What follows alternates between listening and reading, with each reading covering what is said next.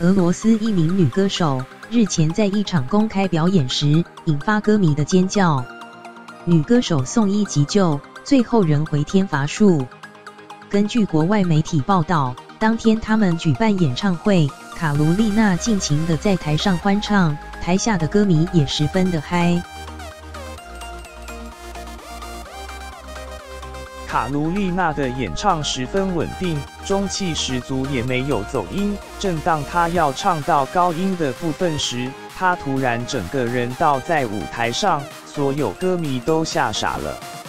由于事情发生的太突然，现场所有人都慌了手脚，最后是工作人员紧急冲上台，并协助送医急救，无奈最后仍回天乏术，让歌迷们十分不舍。其他网友看到这起意外事件后，想起几年前台湾的知名歌王郭金发，当时也是在台上高唱成名曲《烧肉粽》唱到最后一句后突然昏倒，最后送医不治的悲剧事件。